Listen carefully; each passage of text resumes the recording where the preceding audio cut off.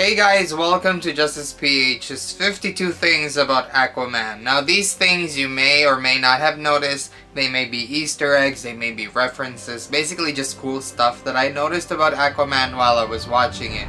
And I have seen it a few times, so it is that good for me. So I hope you guys have seen it. If you haven't, we will be posting content updates on what cinemas are still showing them. Okay, so number one, I wanted to mention that Aquaman is inspired heavily by the New 52. In case you're wondering what the New 52 is, it's basically an effort by DC Comics a few years ago to start everything fresh. So basically it allows new readers to start from square one without having to backread years of stories. And you know, it would have been kind of a daunting task for new readers to backtrack because technically speaking, the stories that DC Comics had started in 1986. And while technically you can jump in anytime, it was a pretty interesting thing to see a lot of new readers jump into the New 52 for the very first time. And it gave them a very good overview of how all the DC Comics characters are in a nutshell. Aquaman has a lot of stories that are that were integrated into the movie from the New 52. For example, his simplified origin story being half human, half Atlantean, having a half brother named Orm who is, you know, ruling the sea as you know, in the comics Ocean Master, and his relationship with Mera, several other things like the Dead King, the Trench, the Throne of Atlantis, all of these things. If you were reading the comics, and if you haven't, you should really try them. They're awesome. If you've read the comics, they'll be pretty interesting callbacks. Jason Momoa's trident in Justice League has 5 prongs, so it's not a trident because a trident has to have 3 prongs. Well, guess what? In the comic books, for the most part, Aquaman has always had 5 prongs in his trident. That's kind of his thing.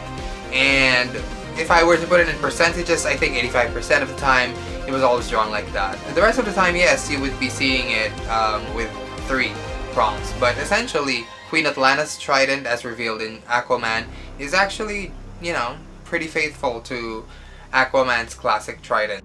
Number 3, Aquadog. So we get to see a version of what could be Aquadog from the comic books under the care of Atlanna and Tom in the lighthouse.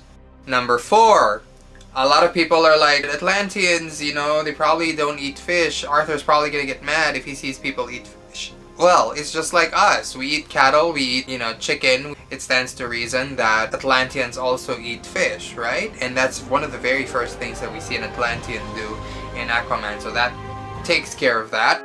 Number 5, Seglo Purr, the song that plays during the snow globe scene, that's actually roughly translated to Lost at Sea. I say roughly because the band that plays it actually is kind of known for making up words. So it's not always like a 100% translation. But if you've heard it before, it could be that you've heard it in Sense8. Number 6, there's a lot of references to Camelot and King Arthur.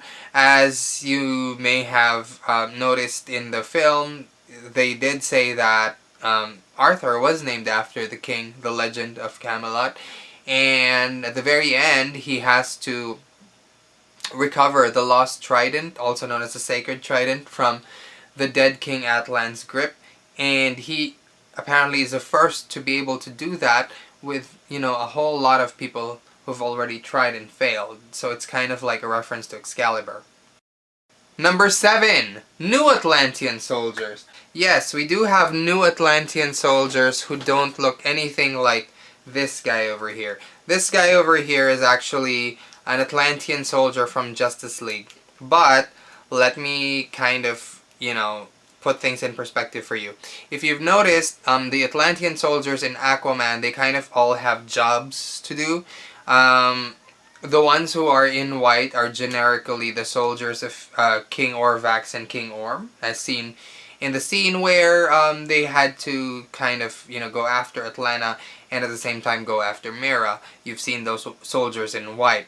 Now these guys are dressed in gold, and they are a little bit fashioned after the outfit of King Atlan, as seen in Justice League. If you've seen Justice League, the patterns are gold and triangular weaves everywhere. Those are likely just for the Mother Box Atlantean stronghold. More on that later. Number 8, King Orvax is mentioned, and King Orvax is one of the previous kings of Atlantis. Although in this case, King Orvax is actually the husband-to-be, or the husband of Atlanta, who basically is the father of King Orm. Number 9, Talking to Fish. So, this one is a huge Super Friends reference. In Arthur's case, even as a child, you already see the sonar, kind of circular things coming out, and his hands coming out like this. It's a lot like the cartoon, and they even throw in the audio effects that go with it, sort of like whoom whoom whoom sort of thing going on. Number 10. Now, if you've seen the manta ship that the manta pirates stole from the government, it is actually very similar. I don't want to call it a reference exactly, but it's very similar to Black Manta's more recent appearances. The more modern approaches to Black Manta, it looks a lot like that. Although Black Manta in the movie is more of a throwback to the classic version with the 2 eyes. Next, so Arthur started his tattoo on his left arm, as seen when he was a teenager. As many of you know, Jason Momoa does indeed have a set of tattoos here, and it's likely that he kind of expanded on those as he grew up. That's why we have that full body set that we see first in Batman vs. Superman, and then Justice League, and then now Aquaman. Number 12. So, I find it very interesting that a lot of people are always wondering, what are his strength levels when he's, above water? That is taken care of pretty easily when adult Arthur first appears. So we easily see that he's able to, dispatch of several soldiers. He's bulletproof, he's blade-proof, almost impenetrable skin, and he has kind of a high tolerance for impact weapons. So that's something that we see even without his aquatic powers, which we'll talk about in a few minutes. Next, number 13. So the Green Stone. This was actually pointed out to me by a good friend, Ryan De Vera, who also cosplays Aquaman. So that Green Stone is apparently a Polynesian thing. It does denote like nobility. So a lot of people were wondering, what is that going to be, like a green mystical crystal thing? Is it going to factor in the movie? Well, it's more of a reference to his heritage. Number 14, we see really, really fast, speedy swimming, as seen in Smallville. That was really fun for me, because there's a lot of ways they could have interpreted the swimming.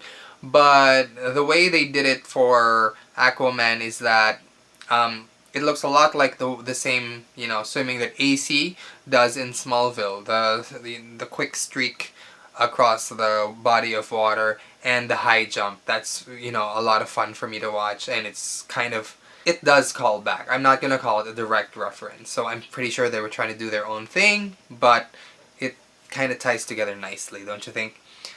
Next, so number 15, the 7 kingdoms in the film. So there's Atlantis, there's Zebul, there's the Brine King, there's the Fisherman King, there's the Trench.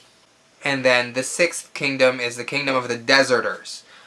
It is not pronounced deserters. If you listen carefully to the movie, they do say deserters. Actually, King Orm says it when he was introducing the 7 kingdoms. In that introduction as well was the mention of the Lost Nation. So it's not the hidden anything or the missing anything. It's the Lost Nation. That's the exact phrasing that was used. It is not the hidden sea that King Atlan exiled himself to, and Queen Atlanta rather, was forced to stay in. It's a completely different thing, because it's not, as you've seen in the movie, that wasn't a kingdom. It was more of like a prehistoric secret abyss slash hideaway. Whereas this is a legit nation, the seventh nation, a legit nation who just kind of disappeared and nobody knows where they are. Hopefully that's something they tackle in the sequel. I'm actually really looking forward to that. Having a mysterious seventh kingdom is kind of, something that will present a challenge to Aquaman, considering we kind of know a lot already about the structure of the current Atlantis and all of the other nations that are around it. Now remember, not everything that's underwater is Atlantis. There are several other locations as well, which we'll get to later. Number 16, the full surface world attack. This is something that Ocean Master has pulled off many times. Once even in Justice League Unlimited in the animated series, a couple of times in the comics. Basically, he tries to convince Atlanteans that humans are attacking by kind of hijacking surface world or weapons and using it to make it appear as if the surface world is attacking Atlantis. So he does this very convincingly in the movie, to the point that nobody figures it out at all in the movie. Number 17, Justice League. So, people are like, oh, this probably retcons Justice League. False.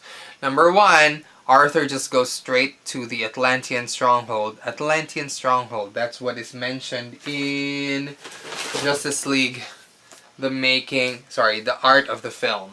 It's Atlantean stronghold, not Atlantis, that's mentioned, unlike Themyscira. So, Arthur makes a beeline for the Atlantean stronghold, meets Mera, who basically tells him, you know what, it's gonna be now your task to go after Steppenwolf because it would have been your mom's, but she's gone. Which actually is kind of like tricking him, because it should have been King Orm who did it. So basically, Mera provides not the trident, because he already had it in Batman vs. Superman, but the armor that he was going to wear to battle Steppenwolf. And the armor is fashioned a lot like King Atlan's back when he acquired the Mother Box for Atlantis, and is also similar to what Mera and her soldiers were wearing while guarding the Mother Box. Now, with regard to why Arthur knew where the Mother Box was, there was the mural in Justice League that pretty much said that, he was connected to these 3 Mother Boxes. So it's entirely possible that, Volko told him where those are, and that it is not in Atlantis, because like Orm said, he was never in Atlantis. Number 19, I wanted to talk about Mera's hydrokinesis, also known as aquakinesis in the comic books. In Justice League, you just kind of see her wave her arms around, but here in Aquaman, you actually see her eyes glow blue.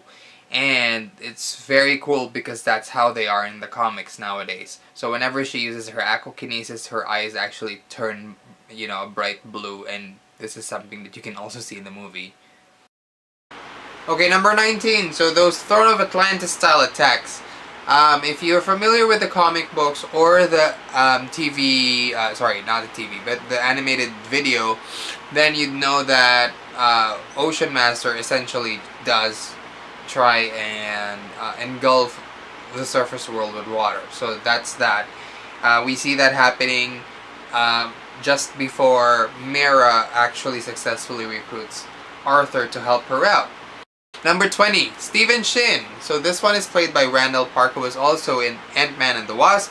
In the comics, Stephen Shin basically is this really helpful scientist who tries to help Arthur come into terms with his powers. But the thing is, when he tries to find out more about Atlantis, Arthur and his father Tom, they prevent him from learning more about Atlantis, and he turns on the boy and almost kills him. Number 21, as I mentioned, the opening where we see Arthur beat up all the pirates shows us all his powers on land, so to speak, but the swimming lesson kind of outlines all his powers when he's underwater. And one of the best stuff about that is that they can talk. That's not something that we thought would actually be brought up. But the thing is, they do talk underwater in the comics, but it's outlined very nicely here. Basically, they're able to carry sound through water. And other than that, the swimming that I mentioned and all of these Atlantean abilities. Number 22, Arthur and Mera are metahumans amongst their people. So in Arthur's case, Mera wonders how long he's been able to communicate with animals. And in Mera's case, she's able to actually control water, something that a typical Atlantean highborn would need a trident for. Number 23, it is mentioned by King Orm that Arthur has never actually set foot in Atlantis. Now, I mentioned earlier that in Justice League, it's never actually mentioned that the Mother Box was stored in Atlantis. And if you look at the art of Justice League, the book, it actually calls it Atlantean Stronghold instead of Atlantis, as opposed to Themyscira, where the Mother Box actually is. Number 24, water bubbles actually allow for private conversations. In Justice League, we saw Mera create a water bubble so that she and Arthur could talk. Now, the assumption was that they needed that so that they could communicate, because they would not be able to underwater otherwise. But in this movie, it kind of carries over in the sense that Volko does have a vacuum space of air that would allow them to talk privately without anyone overhearing through the walls of the ship. Of course, this party was crashed by Atlantean soldiers, but still, the point was there. Number 25, Atlantis sinks because of hubris. Atlan uses the trident to expand Atlantis's foothold and its scientific discoveries, but instead it, basically sinks Atlantis. And eventually, the people, because of this failed experiment, gained the ability to survive underwater. But because of the tragedy that happened, it did split Atlantis into 7 different kingdoms. It's a lot like all of the other Atlantis stories that we've heard over the years. So there's that. Number 26, the Dead King. So we see King Atlan, and we also see him dead and holding the sacred trident. Now, for some of you who followed the comic books, this may have been like a ding ding ding moment where you were like, oh no, so is he gonna have to fight this zombie? Now, you probably are wondering, if you've just seen the movie, you're probably wondering, why are we wondering if this guy is a zombie? Because in the comic books, he does kind of end up zombified and still trying to fight Arthur for this throne. So that's pretty cool. And he's referred to as the Dead King, and he has the Lost Scepter. Number 27, General Merc. General Merc is actually Captain Merc, because he's been called General Merc in all of the other material, but in the movie he's called Captain Merc. He's actually played by Ludi Lin, who is the Black Ranger in the latest Mighty Morphin Power Rangers movie. And his facial scars do kind of evoke the same look that the comic book General Merc had. Number 28, Orm actually wears Atlan's crown, or at least a version of it, because we see the crown later on still on Atlan. Now, but he does have the same, pretty much, the same design crown on his head when he has the gold costume on. Now, it's interesting to note that this is also not the same crown that King Atlan was wearing when he was with the Themyscirans and the humans fighting Steppenwolf and the Parademons in Justice League. Number 29.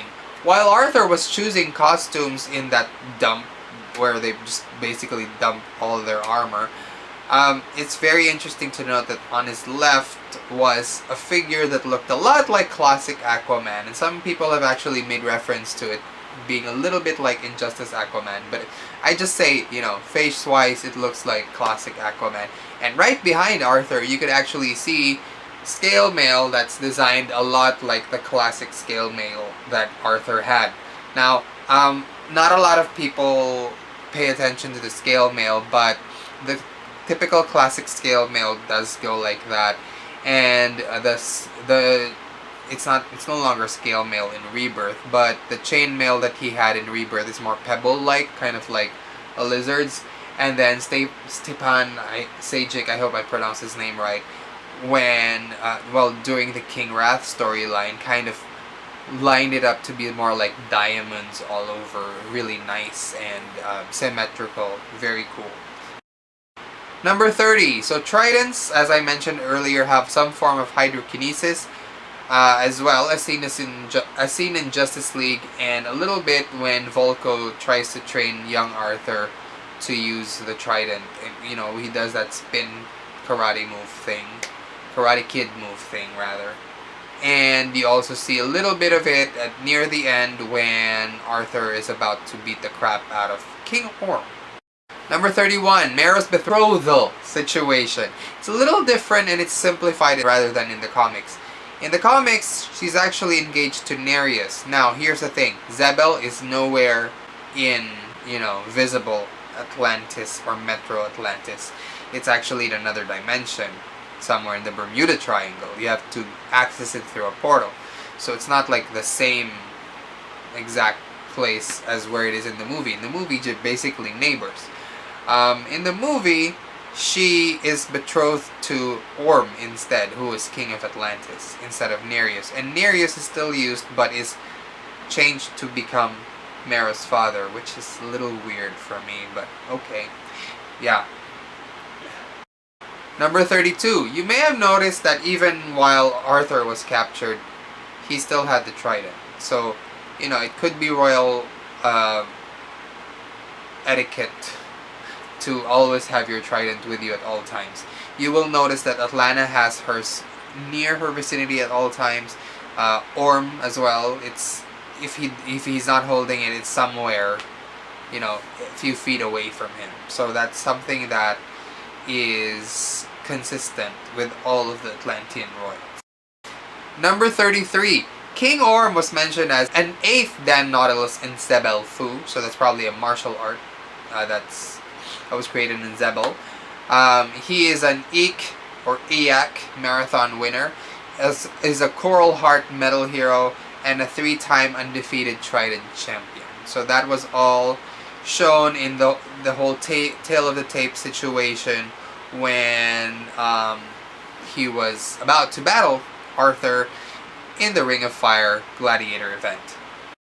Number 34. So there was indeed Topo. James Wan mentioned that Topo was indeed in the movie and that he was the octopus playing drums. In original scripts, James Wan mentioned that he originally had a bigger role, but they had to simplify it because it wasn't really making too much sense anymore. But they wanted to still leave Topo in there with at least a cameo or an appearance. So, if you listen to Everything I Need, the film version, because Topo plays war drums, right? The war drums sound a little similar to how he plays them in the Ring of Fire sequence, which is fun because now you can imagine Everything I Need with Skylar Grey featuring Topo. Number 35. Willem the Friend. Yes, so a lot of people are like wondering, okay, so it's Willem Dafoe, so there's a whole possibility that he's gonna betray Arthur eventually. You know what? I don't think so, because he has a lot of internal monologue here. He even has a time where he gets to talk to himself and the camera's just on him and he's speaking to himself and he's like, I promised Atlanta I'd protect him. So I don't think that this version of Volko is going to betray Arthur anytime soon. And, he's basically just worked so hard to make sure that Arthur ascends to the throne as he had promised Queen Atlanta. Number 36, Ocean to Ocean is the title of that Africa cover that it's dividing fans. Personally, I love it because it talks a lot about the Aquaman situation from all these years and he's been, kind of ridiculed and now he's super amazing. And even Arthur's own situation in the movie. And that is actually a remake of Total Africa. And it also references, of course, actual Africa, which is the Sahara. Number 37. So, that pilot. Everybody's like, yeah, okay, he's a pilot. It's actually Lee Whannell. Lee Whannell was in Insidious and Saw. So this guy has been working with James Wan, directing and writing and basically creating awesome things. And he doesn't disappoint. He still shows up and he kind of does his due. And it's pretty awesome to see him there as a pilot. Number 38. Black Manta's armor is Atlantean, which gives him a level playing field. Now, All the main parts of his torso and headgear are from the blaster that Orm gives. So that's something that isn't really an Easter egg, but a lot of people are always like, why is Black Manta, able to go toe to toe with Arthur? He's a pirate. He basically, he scavenges things. He picks stuff up from other people. In this case, he's gifted with Atlantean technology, which has also been gifted in the comic books. So that's pretty interesting. Okay, number 39, in the Kingdom of the Deserters, as I mentioned earlier, is the Forge of the Trident, where King Atlan had his trusted blacksmiths forge his trident for him. I wanted to mention that because in the comic books, there have been several designs of the trident, and in one of the most recent issues, it's kind of explained away that if the trident needs to be reforged, then it can be, because it can be forged in Atlantis. So all of those different designs of the trident can actually be explained away by saying it is the same trident, it's just that it has been reforged a few times, so that's why it looks different every now and then. And in number 40, so that trident that we see that he actually gains in the movie, the sacred trident or the lost trident that he has to find in the hidden sea, is actually a lot closer in design to Jim Lee's design in the New 52, rather than the 5-prong design that we were talking about earlier. And James Wan and his team actually came up with an Atlantean alphabet that he inscribed that trident with, and he honored the creators of Aquaman in that inscription. So that's a really fun throwback as well. Okay, number 41. So the song that plays in Mera's kind of Disney princess moment is called She's a Mystery. It is not, unfortunately, included in the Aquaman soundtrack, but it is a really nice song, and it's in my playlist now. So, number 42, The Fisherman King. Now, there is a close analog in the mermen of the Kingdom of Tritonis. They're mer people, but they're not like fish-esque. So the Fisherman Kingdom is kind of original to the movies, but there is a villain called the Fisherman. He has kind of a symbiont situation where this headgear thing attaches itself to a host, and it becomes a villain for Aquaman to battle. Number 43, the film makes it very clear that Arthur is actually very well read in terms of history and literature. He mentions Jules Verne in the very beginning of the film. Both Orm and Arthur quote lines during their battle, and Arthur impresses Mera when he shows that he has some knowledge in terms of history when they're going around Sicily and looking for clues as to how to find the sacred trident. So Arthur is not just some dude bro. He is actually well read as well, and he does have knowledge, and he has culture. Number 44. So did anyone catch that Red Lantern reference? Yes. So obviously it's gonna be quite a while before Mera can actually do the Red Lantern thing in the DC film universe, but we get something that's pretty close. Jeff Johns is involved in the film, so this is really no surprise. But she gets to do the whole Fury of Mera thing in the winery in Sicily, where she actually generates blades made of wine. And those blades actually stay solid for like a couple of seconds before they actually disappear into water again. So that's pretty cool. Number 45. I did mention in the very first part that the New 52 heavily influences this movie, and the example of the trench is no different. The trench are creatures that were highlighted in the New 52, and these are creatures of the deep, and they're drawn to the real king. And that is also something that's made mention in the movie. Whoever holds the king's trident, is able to actually control the trench, which is weird considering the fact that everybody else thinks they're just violent creatures. But whoever holds the real king's trident is actually able to hold sway over them and control them. Number 46. So the Hidden Sea and Atlanta. In the comics, Atlanta does come up alive and is also sporting a bunch of, bone-like armor.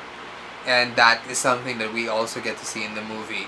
Also, although in the comics she's not alone. She actually leads an army. And in the movie it's fairly interesting because you actually see that her bone armor is actually trench bone. The Hidden Sea kind of recalls the Warlord's underground kingdom. Although in Aquaman there aren't really any people there. It is prehistoric, just like the underground world that we're exposed to in Warlord.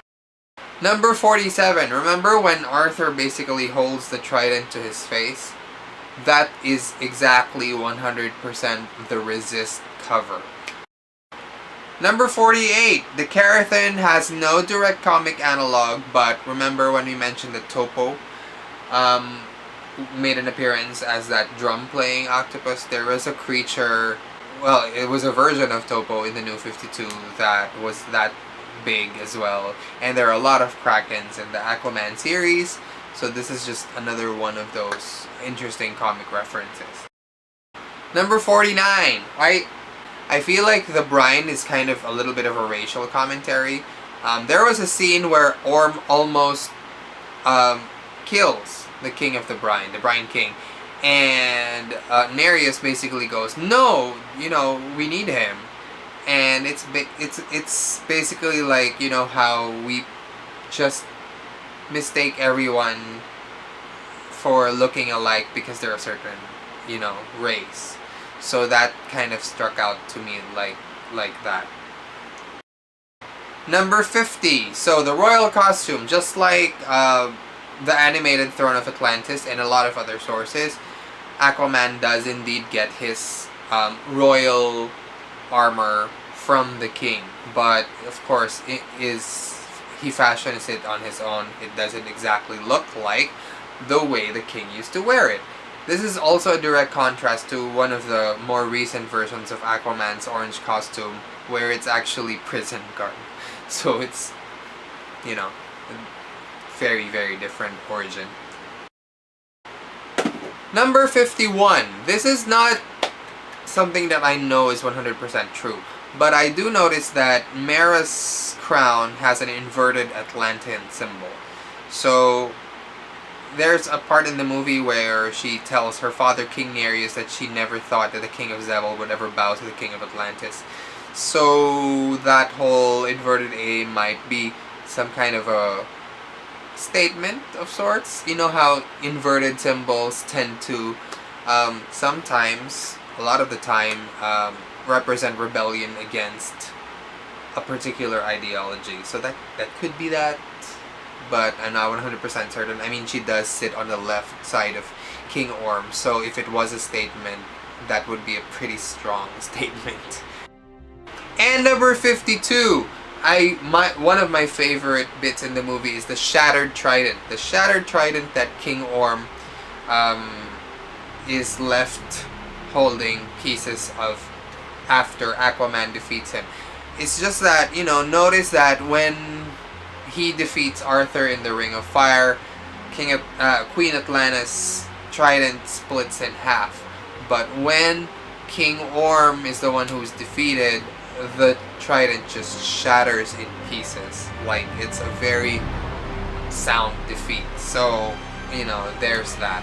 Anyway, thank you guys for joining, and thank you for listening through all these 52 facts, things that you may have noticed in Aquaman. Whatever you guys noticed that I didn't, feel free to comment below, and check out our other videos soon, okay? Thanks, guys.